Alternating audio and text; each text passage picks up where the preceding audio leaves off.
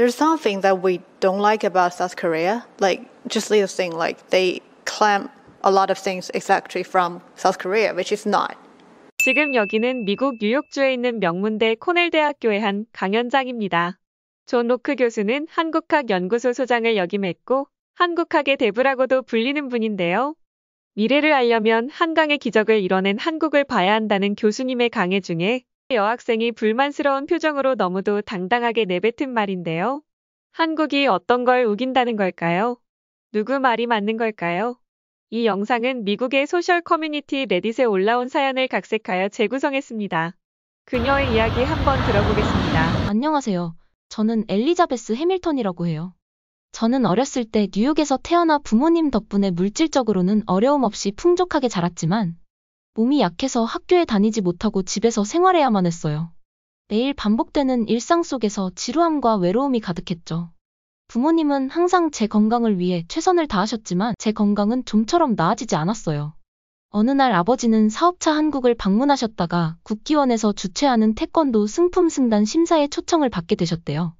태권도가 단순한 무술이 아니라 몸과 마음을 단련하는 데 큰 도움이 된다는 이야기를 듣고는 저에게 딱 맞는 운동이라고 생각하셨죠. 그래서 한국 출신의 태권도 사범인 김 선생님을 집으로 초빙하기로 결정하셨어요. 선생님은 미국에서 유학을 마치고 여러 나라에서 태권도를 가르쳐 오신 분이었어요. 처음 저희 집에 오셨을 때 선생님께서는 제 건강 상태를 자세히 살펴보시고는 맞춤형 훈련 프로그램을 제안해 주셨어요. 처음에는 간단한 스트레칭과 기본 동작부터 시작해서 점차 강도를 높여나가는 방식이었죠. 솔직히 처음엔 너무 힘들었고 이걸 해낼 수 있을지 의심도 많이 들었어요. 하지만 선생님은 항상 저를 격려해 주셨고 포기하지 않게 도와주셨어요. 몇 달이 지나자 제 건강에는 놀라운 변화가 생기기 시작했어요. 체력이 좋아지면서 더 이상 자주 아프지도 않았고 감기도 거의 걸리지 않았죠. 몸이 강해질수록 제 마음도 함께 강해지는 것을 느꼈어요. 선생님은 태권도를 통해 인내와 자기 통제의 중요성을 가르쳐 주셨어요. 부모님은 제 변화에 무척 기뻐하셨고 저도 제 자신이 자랑스러웠어요. 더 이상 병약한 소녀가 아닌 강인한 정신과 몸을 가진 여학생으로 성장할 수 있었던 건 모두 태권도와 한국에서 오신 선생님 덕분이었죠. 그렇게 저와 부모님은 자연스럽게 태권도와 선생님의 나라인 한국에 대해서도 늘 뭔가 신비하고 위대하다는 느낌을 가지고 있었어요. 제가 어렸을 때만 해도 물론 저는 아니지만 다른 친구들은 한국을 잘 모르는 친구들이 대다수였답니다. 안다고 해도 중국, 일본과 다 같이 묶어서 동아시아의 그냥 작은 나라 중 하나 정도로 여겼죠. 근데 지금은 아니에요. 서로 앞다투어 누가 한국을 더 잘 아는지 경쟁하듯 아는 척을 하죠. 저희 친구들 사이에서 제일 화제가 됐던 시리즈는 오징어 게임이었어요. 한국 영화나 드라마를 보면 기생충도 그렇고 항상 독특한 매력이 있어요. 자막 없이 보려고 한국어를 공부하는 친구들도 있고 오징어 게임에서 나온 달고나를 직접 만들어 보는 친구도 있었어요. 저도 인터넷에서 달고나 만드는 조리법을 찾아서 직접 만들어 봤는데 너무 어려워요. 한 번은 베이킹 소다를 넣었더니 너무 심하게 부풀어 올랐는데 순간 폭발하는 줄 알고 너무 깜짝 놀란 적도 있고 그리고 다시 도전했을 땐 또 맛이 너무 쓰더라고요. 설탕을 녹인 건데 쓴맛이 나서 이상하더라고요. 분명히 달달한 맛이라고 들었는데 말이죠. 아직도 어떻게 만들어야 맛있는 달고나가 되는지 잘 모르겠어요. 미국에 알려진 레시피가 뭔가 정확하지 않은 것 같다는 생각이 들긴 하는데 알 방법이 있어야죠. 누가 저한테 달고나 맛있게 만드는 법 좀 알려주면 좋겠어요. 아, 그리고 궁금한 게 또 있는데 오징어 게임에서 구슬치기 게임이라는 신기한 놀이도 나오던데 그건 한국에서 옛날에 하던 놀이인지 지금도 하는 놀이인지도 궁금해요. 그렇게 저는 태권도를 통해서 시작된 한국에 대한 애정과 지금 한국의 문화 콘텐츠를 보면서 생기는 궁금증으로 한국에 대한 관심이 상당한데요. 때마침 40여 년 평생을 한국학에 대해 연구해오신 한국학의 대부라고 불리는 저명한 대학의 교수님 특강을 저희 학교에서 한다고 하더라고요. 저희는 얼마나 들떠 있었는지 몰라요. 특강이기 때문에 전공과 상관없이 전교생이 미리 접수만 하면 다 들을 수 있는 수업이었거든요. 사전 온라인 접수를 받았는데 접수 시작하자마자 몇 초 걸리지도 않아 전석이 다 차버리는 바람에 조기 마감까지 됐었어요. 그렇게 고대하던 강의가 시작됐고 강의실에 꽉 찬 학생들을 보고 서로 신기해하며 쳐다봤어요. 보통 특강 같은 경우는 선택이기 때문에 강의실이 반 정도 차면 많이 찬 거거든요. 근데 또 의아했던 건 중국계 학생들도 그 강의실에 있었다는 거예요. 왜냐하면 중국 아이들은 늘 그들끼리 몰려다니면서 아시아는 중국 아니었으면 오늘날의 발전을 이룰 수 없었다고 말하고 한국의 한류 열풍에 대해서도 그 시작은 중국이었고 중국 문화를 베껴다가 따라할 뿐인 아류작이라고 얘기했었거든요. 그런 중국 애들이 이 수업을 참석하는 이유가 뭔지 좀 의아했어요. 교수님께서 수업을 시작하셨습니다. 과거를 보는 것이 아니라 미래로 나아가고 싶다면 한국에 주목해야 합니다. 국가와 문화의 굴곡과 흥망성쇠에 관심이 많은 사람에게는 더없이 흥미로울 거예요. 다음 세대는 한국과 더불어 아시아가 이끌어 나갈 것이라는 걸 저는 100% 확신합니다. 이건 정말 의심의 여지가 없는 것입니다. 제가 자녀가 있었다면 한국에 대해 가르칠 것이고 한국어를 배우게 하고 로마, 파리, 런던이 아닌 서울로 유학을 보낼 것입니다. 내가 만약 미래를 주도하길 원한다면 한국으로 가라라고 하겠죠. 제가 대학에 있는 한 이런 특강들을 계속할 겁니다. 저는 진심으로 제 학생들이 한국의 성장 사례를 통해서 앞으로의 미래를 내다보길 원하기 때문입니다. 그리고 설명에 이어 몇 가지 자료와 사진을 보여주셨습니다. 각 나라별 과거와 현재의 GDP를 보여주셨는데 한국은 1965년도에는 3억 달러로 우리가 보통 가난한 나라라고 생각하는 나이지리아, 가나와 같은 나라보다 더 못 사는 나라에서 현재는 1조 8천억 달러로 단기간에 얼마나 굉장한 성장을 한 나라인지 알 수 있었어요. 그리고 사진을 보여주셨는데 식량 원조를 받는 한국 여성이라는 제목의 사진이었습니다. 저는 자세한 설명을 듣기 전까지는 한국의 아주 오래전 옛날의 모습인 줄 알았어요. 지금 제가 알고 있는 K-팝이나 한국 드라마, 영화 등 인터넷에 올라오는 사진의 한국과 비교해보면 당연히 그럴 거라고 생각했는데 불과 50여 년 전 사진이라고 하셔서 정말 깜짝 놀랐습니다. 순간 계산을 해보게 됐는데요. 제가 태권도 선생님 김 선생님을 처음 뵙던 게 10여 년 정도 전이었고 그 당시 선생님께서 40대 중반 정도로 알고 있거든요. 그럼 선생님께서도 어렸을 때 저 시절을 지나오셨다는 건데 어떻게 저렇게 어려운 환경 속에서 그런 가르침을 저에게 주실 수 있었던 건지 존경심을 넘어 경외감까지 들더라고요. 그런 선생님께 훈련을 받았다는 것 자체가 이루 말할 수 없이 뿌듯했어요. 그 역사적 배경을 알고 보니 35년간의 일제식민지, 1945년 소비에트 연방과 미국에 의한 피눈물 나는 국가 분열, 1950년 한국전쟁까지 발발하면서 한국은 완전히 황폐해져 버린 상태였더라고요. 1953년 휴전 이후 1인당 GDP가 67달러였다는 기록을 보고 그 긴 세월 동안 한국인들이 겪었을 고통을 생각하니 순간 마음이 너무 무겁고 아팠습니다. 교수님께서 이어서 설명해 주셨습니다. 한국은 1945년 광복 이후 1990년대 후반까지 국제사회로부터 받은 원조 액수는 127억 달러. 현재 가치로 환산하면 약 600억 달러 70조 원이 넘는 금액인데 1995년 세계은행의 원조 대상국 명단에서 제외되면서 이제는 원조를 받던 나라에서 매년 5만 톤의 쌀을 6개국으로 보내고 있는 원조를 해주는 나라가 됐고 그 규모가 점점 더 늘어나고 있습니다. 어려운 나라의 쌀이나 식량을 지원하는 것은 다른 많은 나라들이 하고 있지만 그들과 한국의 원조 방식에는 큰 차이가 있습니다.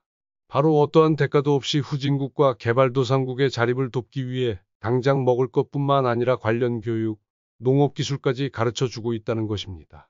원조를 받던 나라에서 원조하는 나라로 급부상한 곳은 전 세계적으로 한국이 세계 유일무이합니다.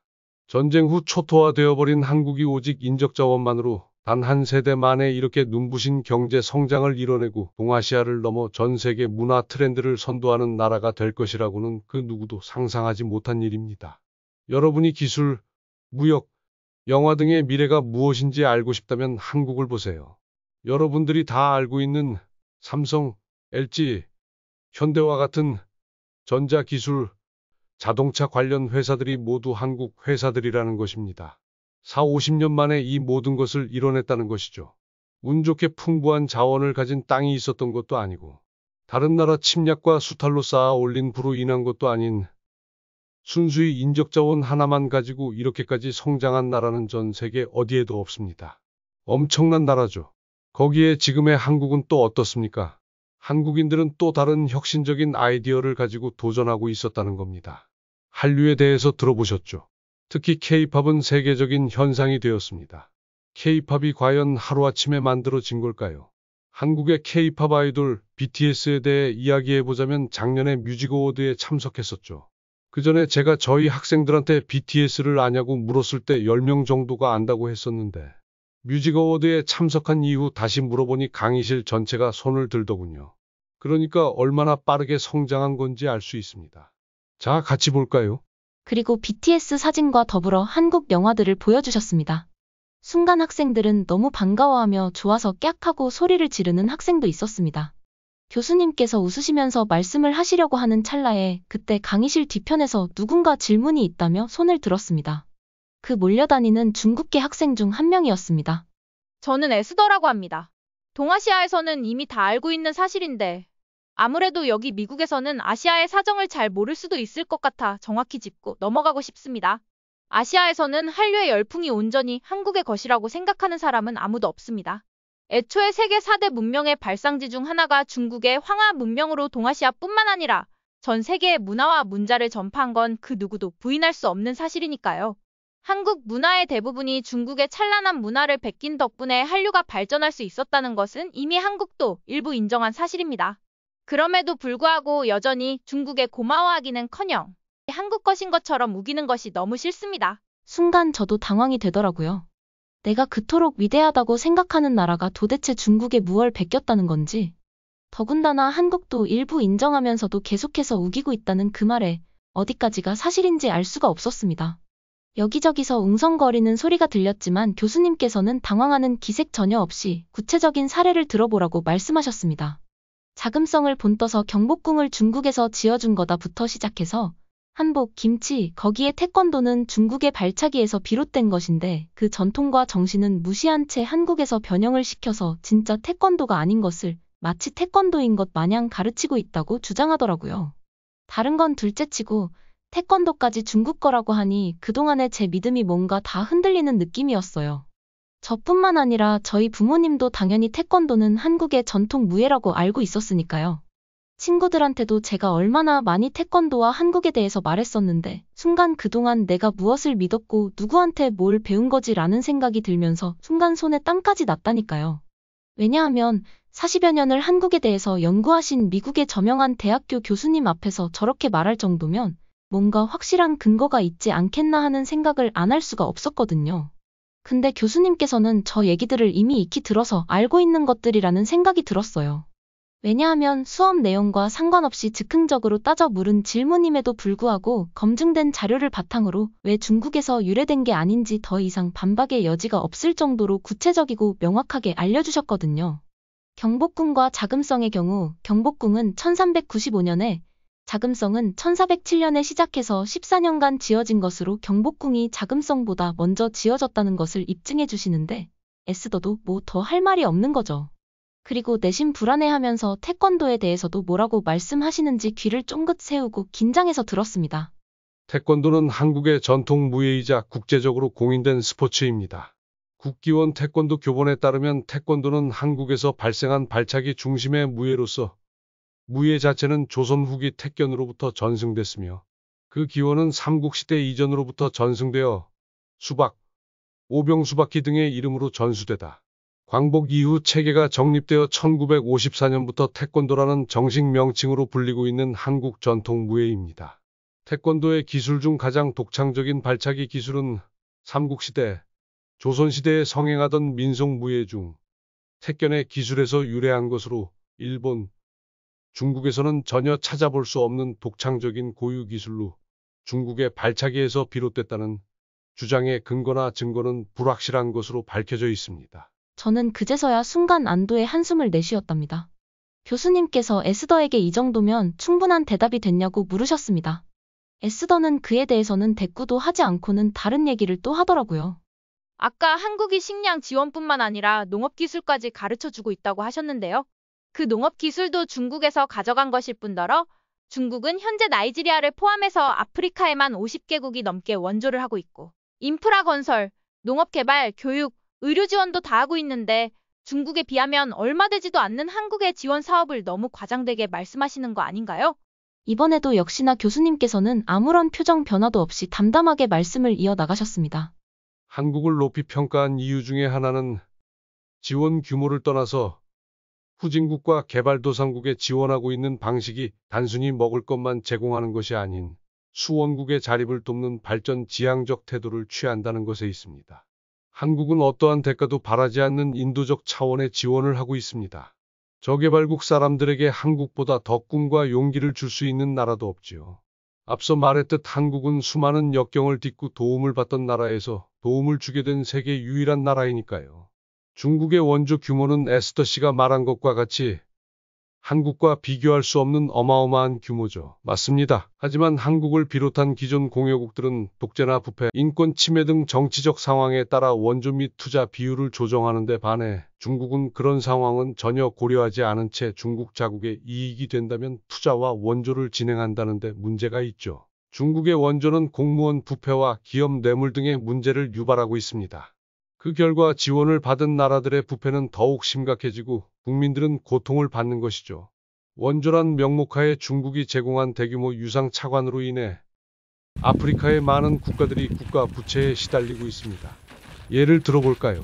잠비아는 중국으로부터 약 60억 달러의 차관을 받았고 이는 잠비아 GDP의 약 20%에 해당합니다. 지금 부채 상환에 어려움을 겪고 있으며 중국의 주요 자산을 담보로 제공해야 할 위험에 처해 있죠. 에티오피아도 마찬가지로 부채 상환에 시달리고 있고 중국의 주요 인프라 자산을 양도해야 할지도 모르는 상황입니다. 이로 인해 이들 국가들은 중국에 대한 의존도가 더 높아질 수밖에 없는 상황으로 아프리카 국가들의 경제 주권과 발전에 오히려 부정적인 영향을 미칠 수 있는 이면이 있다는 것을 알고 있나요? 에스더 씨. 그때 다른 한 학생이 화가 난 듯 갑자기 손을 들더니 이렇게 말했습니다. 그 정도면 이건 뭐 21세기 신제국주의 아닌가요? 중국은 기술 이전은커녕 중국 기업으로 사업을 운영해서 중국 인력과 기술 장비, 자재를 써버리니 수원국의 경제적 자립이 가능한 구조 자체가 아닙니다.